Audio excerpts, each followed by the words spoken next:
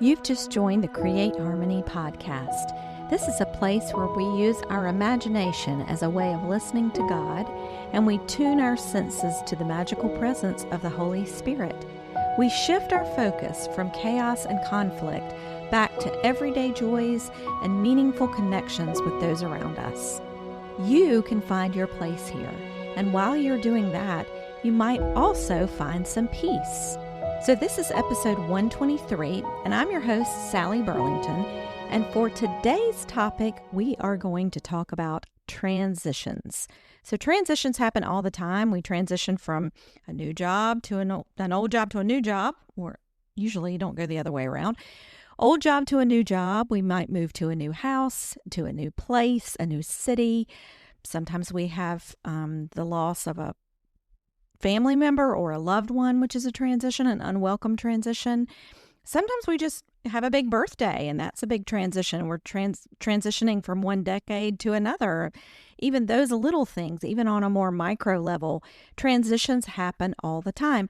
And this has really been on my mind lately because we're getting ready to have a big transition in our family because our older daughter is getting ready to graduate from college and start, her new adult life.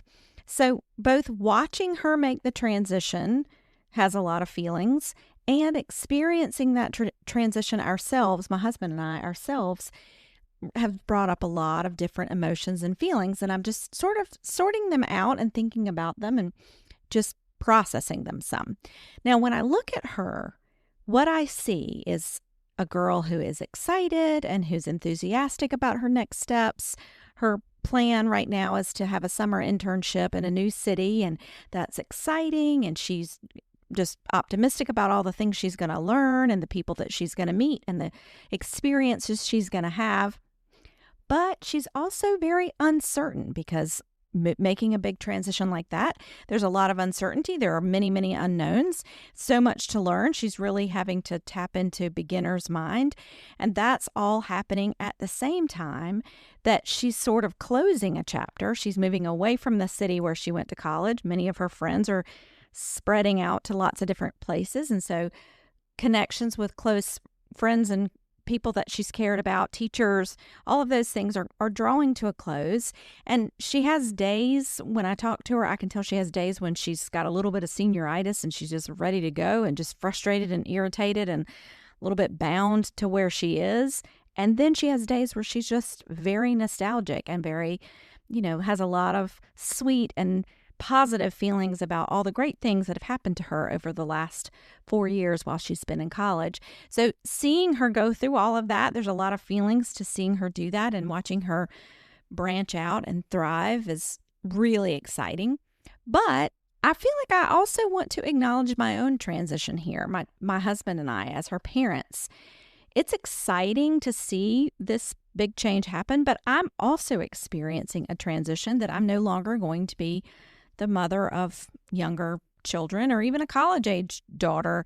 I'll have one daughter in college, but the other one will be an adult, and that is a transition for me, as well as I'm going through some other transitions in my work life and in my own life. I'm studying to become a spiritual director, and I'm learning a lot and meeting new people and just being reshaped in so many new ways. And as we talked about last week, we just did a major renovation of our backyard, and even on a small scale, that's a transition of where we live and how we live and just all of the exciting opportunities that are awaiting us and how things change, just the way that I see myself, the way that I feel about myself. Just it's one of those times where you're really evaluating a lot. Now, you might be in a completely different life phase. You might not have any children, or you might have a completely different kind of life. But my guess is you have experienced some transition of some sort. Like I said before, you've experienced the loss of a job or a new opportunity, or you've taken up a new hobby, or you've gotten a new dog. I mean, you're making some sort of changes, some sort of transitions. And one of the things I caught myself doing, I'm wondering if you have a tendency to do this too, is I caught myself really focusing on my to-do list and like on the actions, the doing of it.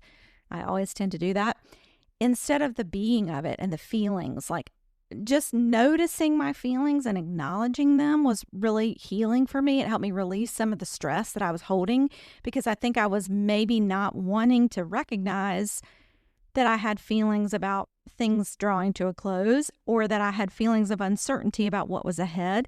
And therefore, I was busying around, and maybe that wasn't the best path forward for me. So I discussed this process with my spiritual director, and she told me about a practice that I thought was really helpful, and I wondered if it would help you too. She urged me to take the time and energy, like a pause, to say goodbye to the person that I had been during this phase. As you're letting go of that person, just say goodbye to that person. Thank that person for all of the good things that you've experienced together, and all the learning and the growing and the knowing of that you. And then take time to welcome the new person that I was becoming. Like, invite that new person in, welcome her, and greet her with glee and happiness, and say, I'm glad to see you, and I'm excited about what we're going to experience together. And sort of thinking about it that way, that was pretty healing for me. I really liked the visual of, like, I'm going to say goodbye to this person, and I'm going to welcome in this new person. So that I even wrote about it in my journal. You could write it out if that helps you think more deeply about it. So you might try that on any transition that you're making. If you are going to leave your old job and start a new job, you might say, the person that worked this job had these experiences, and I'm going to let that person go. I'm going to say goodbye to him or her. And then I'm going to welcome the new person that's going to be working this new job and learning these new skills and meeting these new people. And I'm going to be excited about that. And it just sort of helps you bridge the transition a little bit more smoothly. So for our closing today, I'm going to read to you a liturgy written by Kate Bowler from her book, Have a Beautiful, Terrible Day. And it's called Letting Go is So Painful. And it goes like this.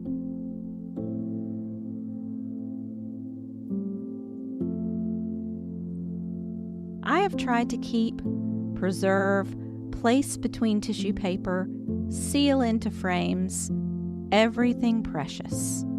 I have tried to repair, replace everything broken. I am cataloging memories with an archivist eye. Nothing will chip or stain or be misplaced somewhere at someone's house and be forgotten altogether. Nothing will slip away. Lord, I could not bear to lose any more than what's already gone. But then, God, the children wiggle out of favorite clothes with each passing year. There are those boxes of Grandma's things in the attic. He left and she's gone, and my closets are stuffed to the ceiling with reminders.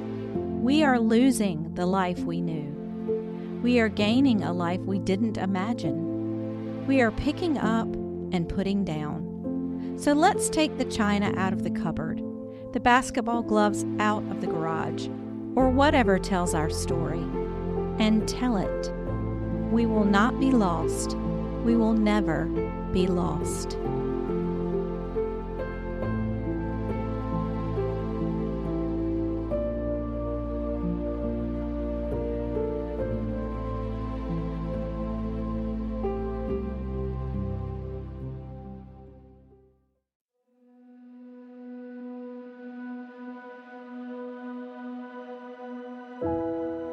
Thanks so much for joining us today as we considered what it was like to make a transition, and we thought about all the different types of transitions in our lives. Hopefully you were able to think about some sort of transition you're making, even if it's a smaller transition, and maybe you were able to reframe that in a slightly different way. That's my hope for you. I hope you'll come back next week as well, and we continue the conversation about everyday joys and counting our blessings. And until next time, peace.